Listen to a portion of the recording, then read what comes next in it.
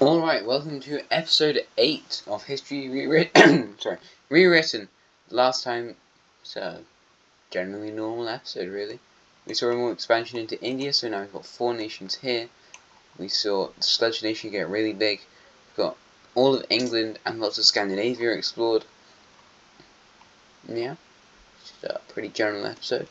And that's possibly the theme for today's episode. Although Western Europe might finally get filled in today, which would be quite a feat. That's not. The Terracotta Nation is going to start off today's expansion by moving into Belgium and into bits of France. So there we go with them. They don't have to worry about many other nations because they're not very close to them. And although I suppose like the Pink Team, for example, could just cross the plains and go over there and invade them, they don't really border anyone and they don't really talk to anyone. So they're just extremely isolated, so the only threats they really could have are from the Sludge Nation, who's about probably stronger than them, and the Breton Nation, who they'd absolutely destroy. However, the Pink Team are going to be moving closer to them, so, maybe be worried about the Pink Team. Who knows? Maybe they're a scary country, although it doesn't seem like it. Purple Team is also going to be expanding as they go up into the Alps, because the new threat of the Swiss nation, which is taking all of the Alps, because they popped up late last time. The Swiss nation are going to expand into the Alps today, so they look even more horrific. This is truly disgusting stuff from the Swiss nation. Anyway, so they exist. I probably shouldn't destroy the lakes in the Alps, just so I remember the Alps are there. But I'm, regardless, still doing it.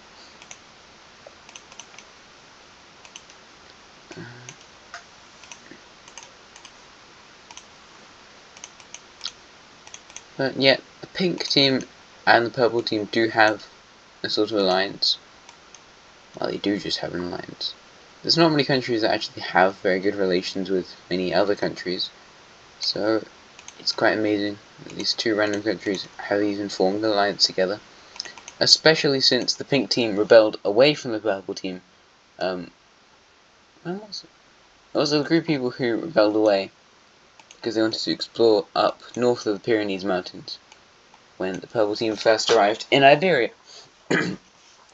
So yeah, the Purple Team is rebuilding considerably though after the loss of their Iberian territories, and they've grown a lot stronger. They're definitely in the number 3 position, and they are catching up on the Yellow Team, who's this number 2, but they're nowhere close to being as strong as the Red Team. The Red Team could possibly, if they were lucky, maybe take down the Purple and the Yellow Team together. They'd have to be really lucky and to have better positioning. Like just ambush them all. I suppose be on their coast and just rush them. But in the right conditions, it's possible the Red Team could just defeat them both. It's just that they won't, because everyone else really doesn't like the Red Team that much. So they might just jump in and get them, although relations with the Red Team are getting better. Like Somalia, the Dark Blue Team's beginning to like them more, the Orange Team's quite alright with them, the Mint Team likes them a bit, the Brown Team's alright with them, the Light Blue Team quite likes them, the Southern Greek Nation quite likes them, It's getting better for Red Team relations, so that's nice. Brittany is having some internal issues to do with holding, all of Wales. So, yeah. Nonetheless, they're still going to expand up here into Normandy, as they want to make themselves look like a stronger country, seeing as enclosed by growing powers, being the Pink and the Terracotta Nation. However, this stuff, not stable at all. You've got Truro, Truro's up here. I don't think Truro's a great city, and you've got Cardiff as well, so it's a lot of power. Isle of Man discovered by the Terracotta Nation. But there's just a load of people spread out, nowhere near any of these cities. And these cities aren't great either. So, yeah, it's not amazing over there. As for the Sludge Nation, they are going to be doing what they've been doing since episode 3, and rapidly expanding into Europe. They're also going to make their way into Eastern Europe, and I think now into Russia. So that's pretty exciting. These guys are in some really cold areas now, as they make it up into Ingria. Just massive nation there. And that might be tricky to hold on to.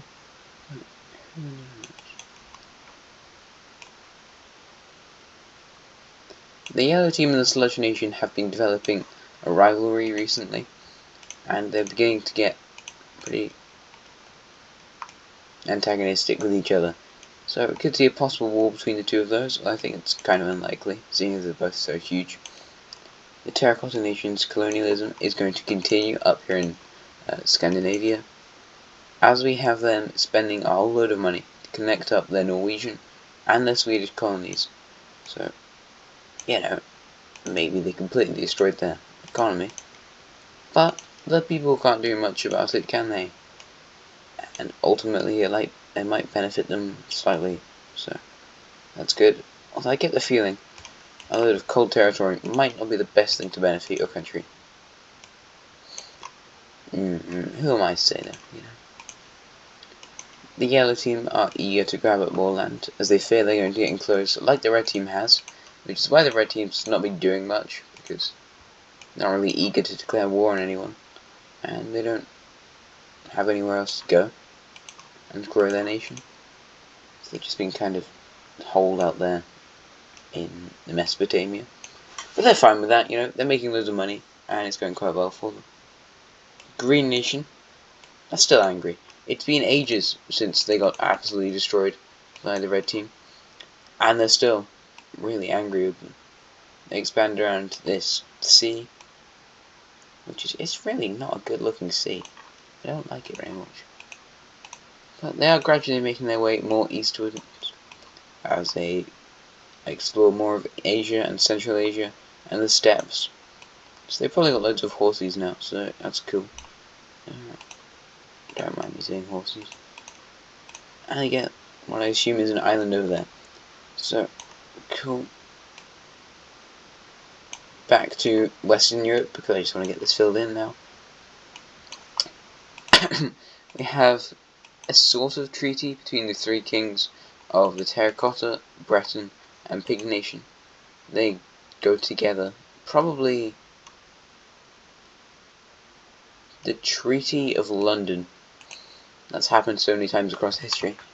They gather together in London and decide to carve up this territory. So we have the Breton Nation getting that bit, the Terracotta Nation getting this stuff and a little bit extra, and the Pink Nation getting the rest. Let's see how horrific this looks.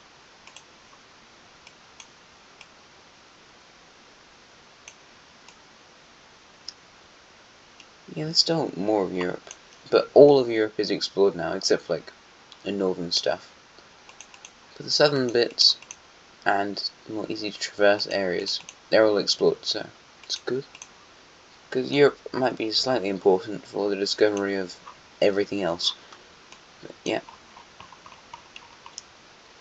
Anyway, Brown Team expansionism is not going to stop, ever, probably.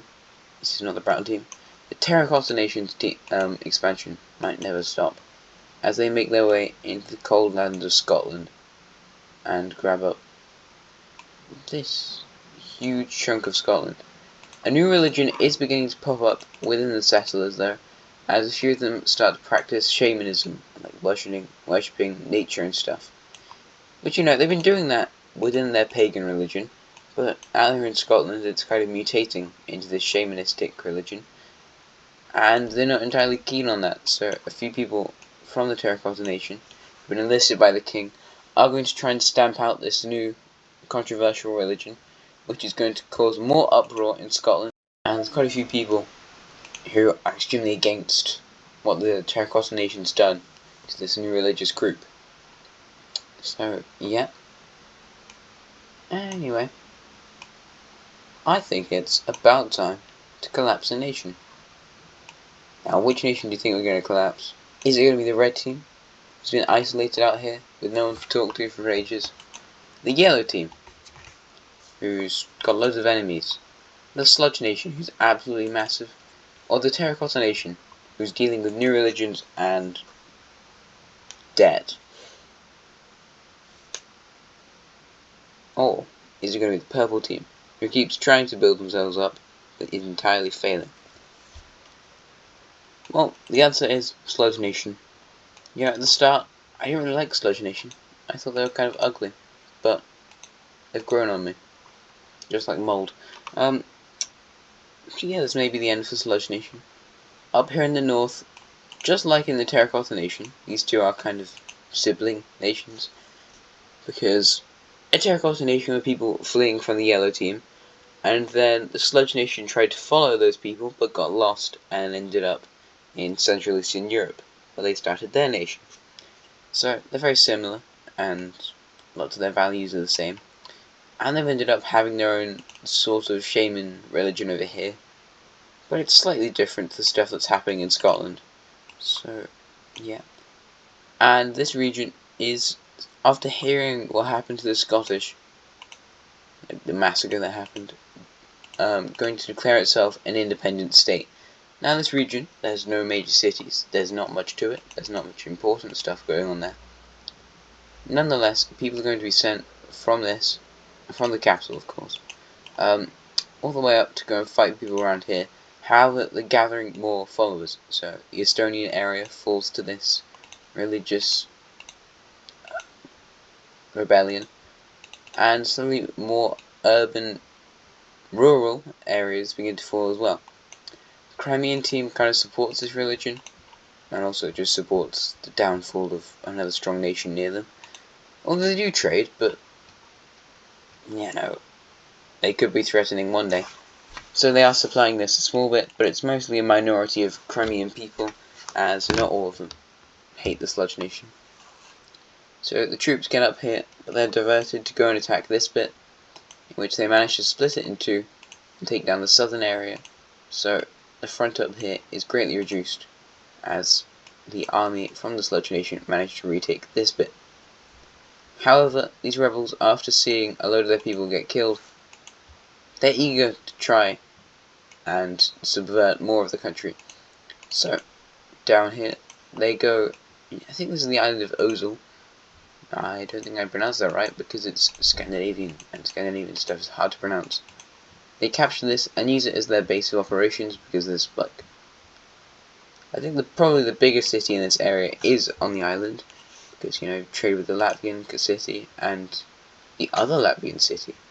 So they're going to use this as their base, and finally, after the army captures this city, and they're all out here in the extreme eastern cold areas, they launch their invasion of this Latvian city. It goes incredibly well, since it's two-front invasion, as they invade from here, but also people from Estonia start invading down south, and they manage to capture the city.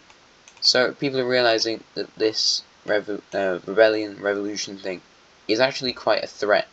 However, it's not just confined to the northern areas, as out here a few more barons are thinking that maybe they can get their independence.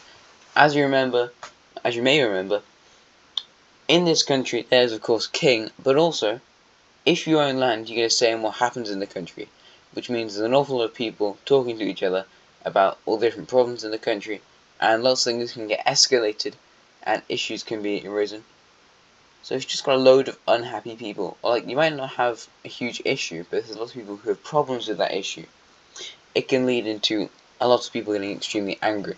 So along the southern part of the country, between these two major cities, and also the border of the Yellow Team,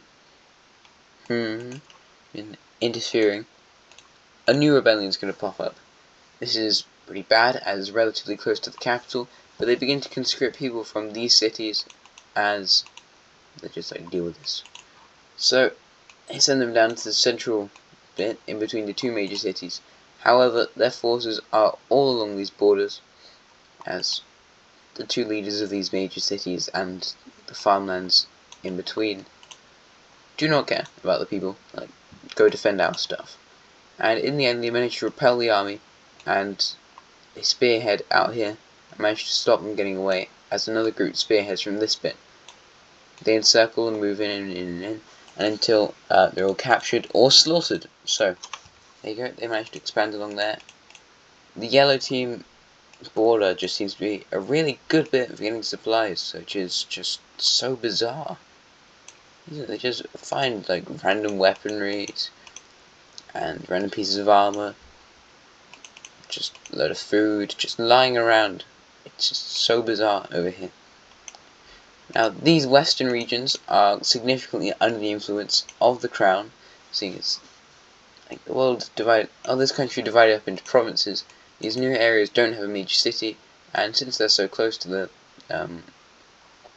capital, these areas are quite under the influence of this.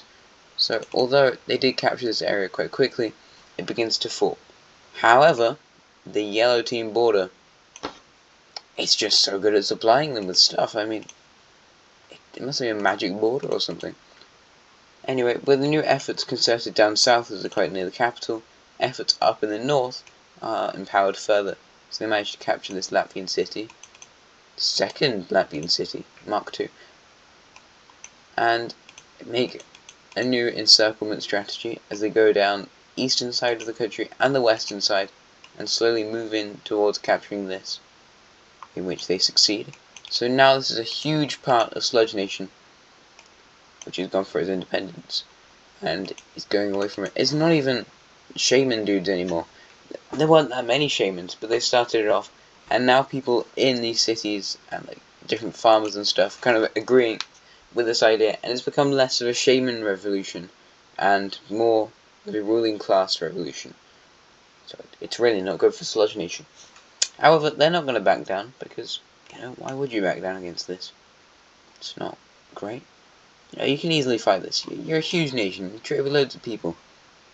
You dominate the Baltic Sea. Surely you'll be fine against all of this. Don't worry about the other pockets of rebellion. It's fine. So another group which sympathizes with the ideas of the Terracotta Nation, although they're not under the influence, well, they are under the influence of the Terracotta Nation, but they're not being supplied by them, as they might be in the yellow team border. But, who knows, it's just theories. Pops up, and support for them from the peasants, I suppose, in the Terracotta Nation, as a few of those nobles on this area are proposing an idea of a union with this country, although the nobles in this area don't really want to do that. They want to have their own country over here. Anyway, these two front lines attempt to meet up, and finally they succeed after they break through a line of loyalists to the crown. So it's really not going well with the capital of the Sludge Nation. Once again, they continue going along the Baltic Sea. They capture more and more stuff. Further barons and lords begin to cede away from the country, as you have this area around this major city declaring its independence as a country. So it's 4 different separate areas which declare their independence from the country. This one receives stuff from this area, and they manage to connect up with here. Although this one is kind of under the influence of the Crimean Nation. Once again, like the Terracotta Nation though, it's not actively being supplied by them. It's just like there's a few people maybe from Crimea who are going out to help them because they're probably ethnically similar or something. So you've got that. In a way, the blue team is kind of the grandfather of the Sludge Nation. Sort of, maybe like great uncle. Because the Crimean Nation rebelled from here, and the red team took the land. And officially the yellow team rebelled from the red team, but this area was a more Crimean place than it was a red team place. So, I mean, look at how you want to look at it. Anyway, these guys go along this border, and finally they managed to capture this entire huge rural area. So as you can see, it's kind of just falling apart for the Sludge Nation. They move in after this major city, and they manage to capture it too. Oh god, I just realized what I need to do. I have to clear all of this up. It's going to take forever. I'm going to yap for ages. And as their final ambition, before they want to say we'll agree to peace, they want to take the Kaliningrad area and the rest of the Baltic Sea. So they move in after this, and they also moved in from the east. And finally, after capturing these lakes, the area is encircled. The army's basically fallen apart here. Most people just going after their favourite group of lords. And, you know, the king, he's completely lost control of the country and his army. There's no more military, really, and it's not really wanting to fight because there's just so many fronts that they need to fight. People are trying to flee the country to respective independence wanting areas, or just other countries when they have to go through the areas, since their borders are entirely gone now. So, let's look at a peace treaty, shall we? So, areas that might receive independence, I think I'm going to see an area influenced by each of the countries on the border, and also possibly a shaman one, so I'll see how I feel about that. I might throw in a few extra ones though, just for fun. But yeah, the yellow team, they're loving this. They have literally no friends in the entire world, and they've managed to cause one of their biggest enemies to collapse, and that means that they get to make friends by forcing people from this bit to become their friends, so that's quite good. At least the yellow team, although at the current moment the yellow team's kind of like the villains of this world. They're just not great. Oh, these borders are gonna look horrific. Oh well, you know, medieval borders, they look horrific. I've just got an idea how to make these borders even more horrific. It's gonna be great.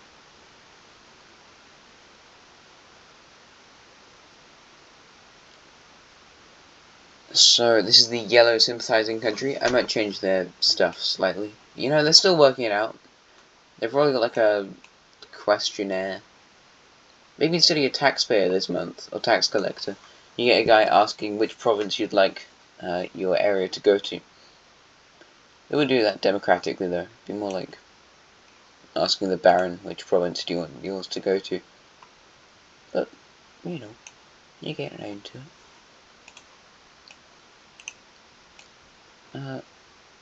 So ultimately they're making a few decisions, although they do decide they want at least one major city to go to each country, just because otherwise they'll collapse even further, and that's not what we want. So, I think I'm pretty close to finishing this. Sorry if this segment's really boring, you might just want to skip ahead a few bits. You know,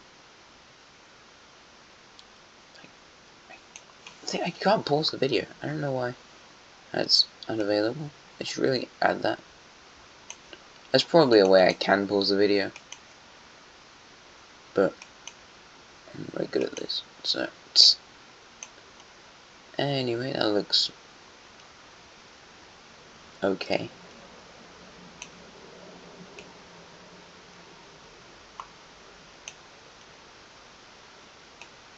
Reasonably okay.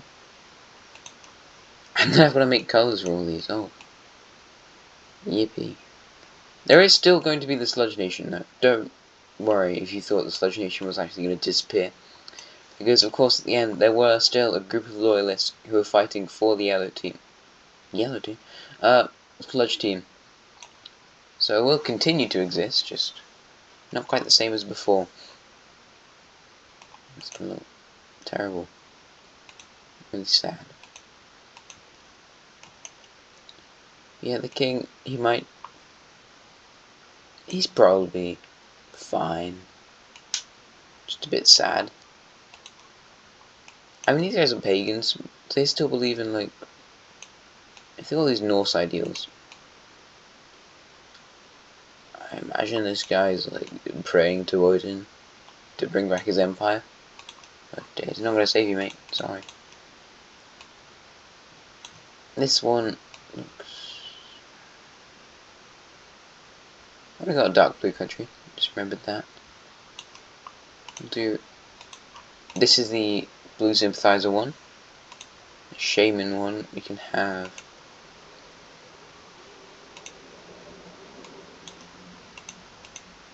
might also want to skip this bit. It's not really fascinating. That looks alright. So yeah, Blue Sympathizer, Shaman one.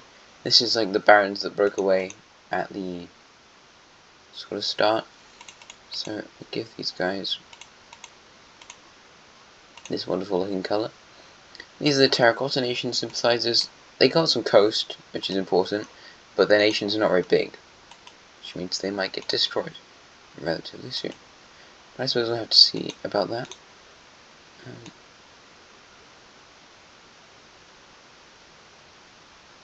So there's going to be this. Looks different enough. I just wanted to make it slightly similar. The old nation currently is really long. I'm not sure I quite like how they look, but well, needs must.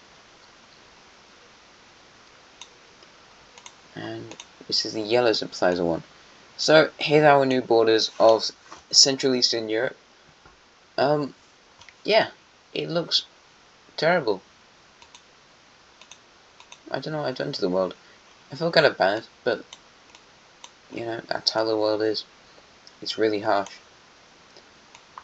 So, how many nations is that? 1, 2, 4 new nations. We've got the Shaman one up here. They're not really good friends with anyone. These guys aren't really under the influence of anyone. I've realised it's 5 new nations. I've got to do maths. Terracotta influence, yellow influence, and dark blue influence. And now I've got to make a lot of cities, capital cities. No. Let's get on to doing that. These guys, city over here, become their capital. Luckily, the old nation gets to keep their capital. And none of these nations are very strong at all. So, you can have this stay as your capital, because their only city. Most nations only have one city. But, yep, so we do actually have our first Shaman nation not being in Britain, which is pretty interesting. Seeing as you expected it to be in Britain. No. I feel like I'll put their capital by the Baltic, and these guys can have theirs in Kaliningrad. Danzig.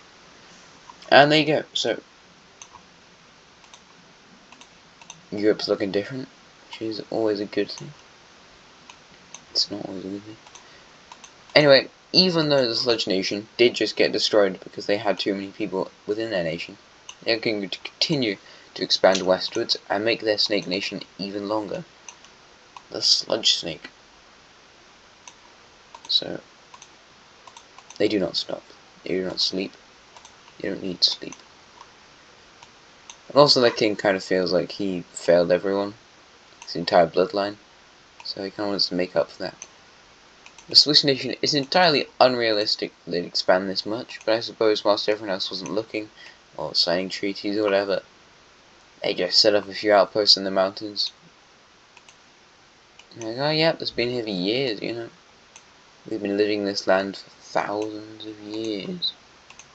You just didn't find it because it's mountains.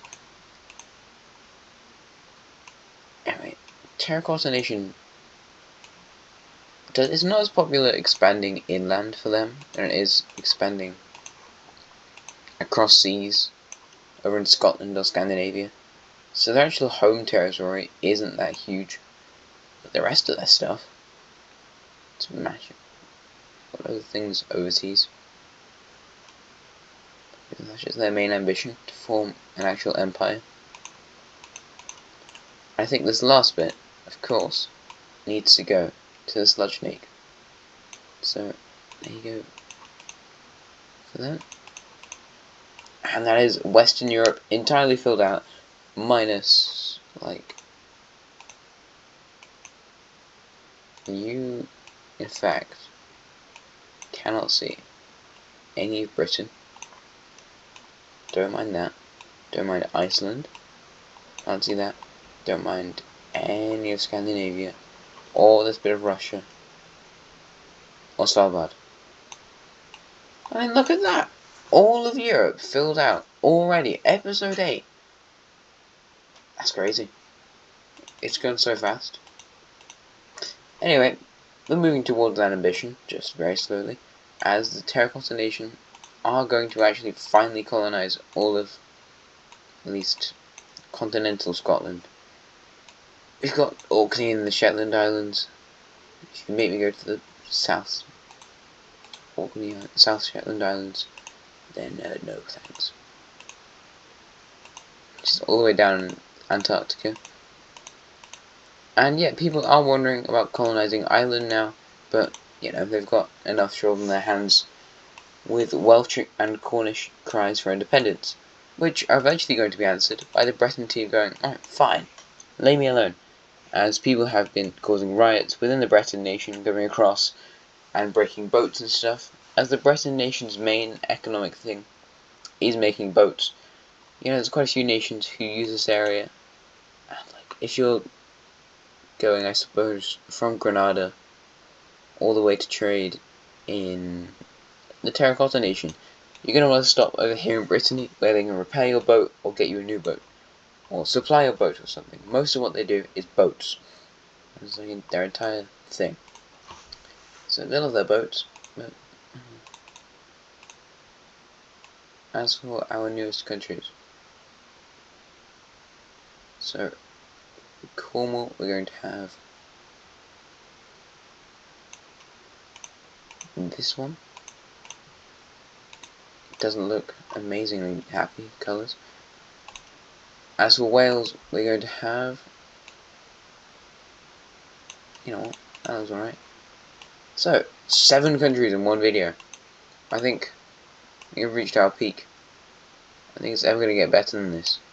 At least not until like the 1900s. And independence happens for like everywhere in the world, and all the colonial empires fall apart. Because don't worry, there will be colonial empires.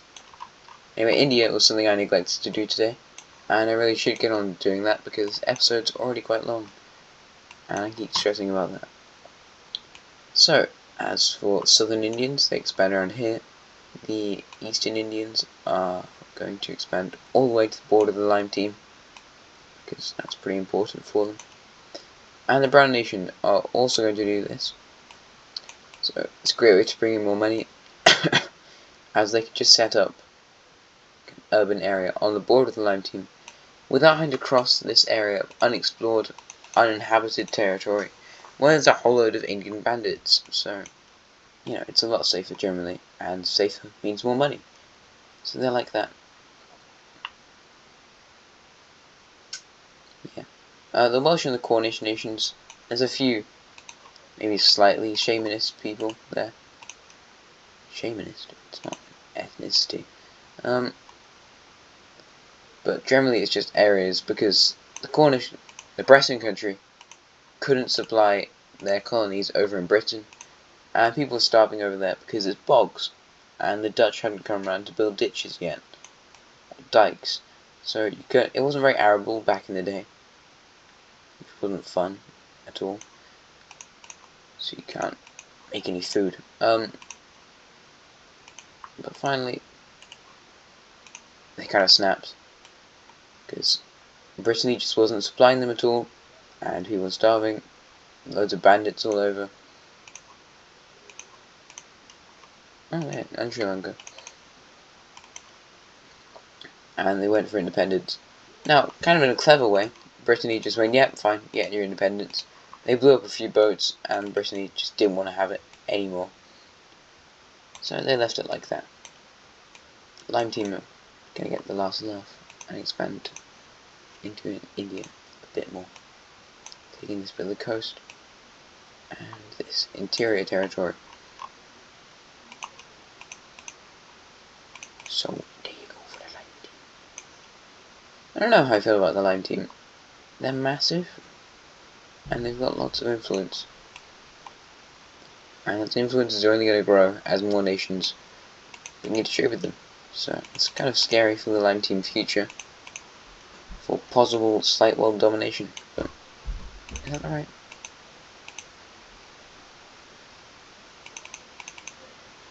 Yeah, I think that's right.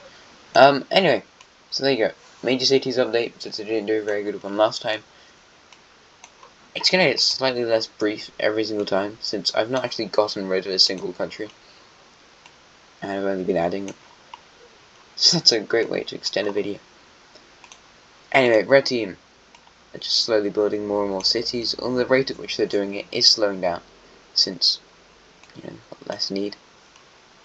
Less people moving around, but, you know, oh well. Might as well continue doing it. The Orange Team are going to have a new one over here. Mint Nation going to have one. Here, Lime Team. By these guys. Right, let's do the rest of India whilst we're down here.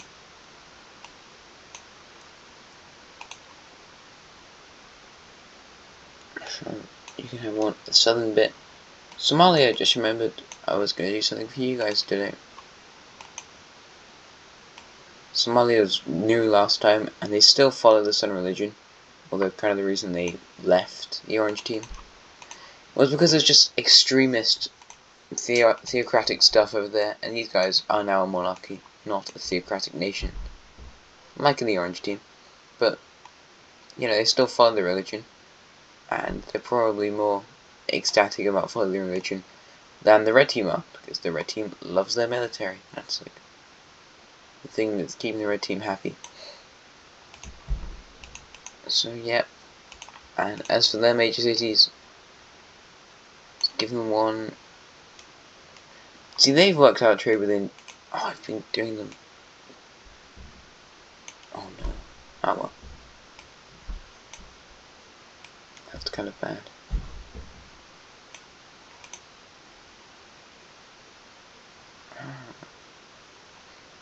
I'll fix that later, don't worry about it. Anyway, yeah, I've been doing the major cities too big. No. Because they're now the same size as capital cities. Ah well, it's easily fixable. Blue Team, they're still working their economy. They've made it back significantly now, and they're climbing up towards the purple and the yellow team. Moroccan country's going to stay the same. These guys, Madrid. As for Galicia, they get the stuff there. Pink team, we could have put one in the English Channel.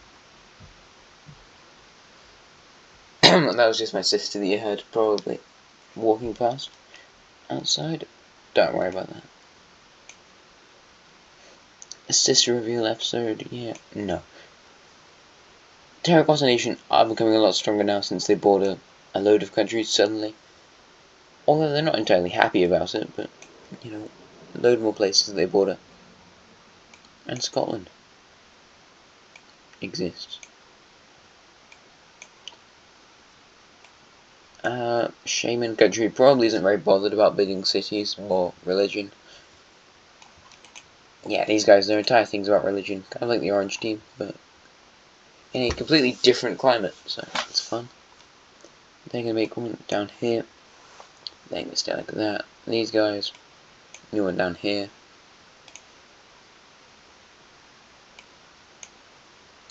And, oh, this bit's just so revolting. Why did I make it like that? It's just really revolting stuff.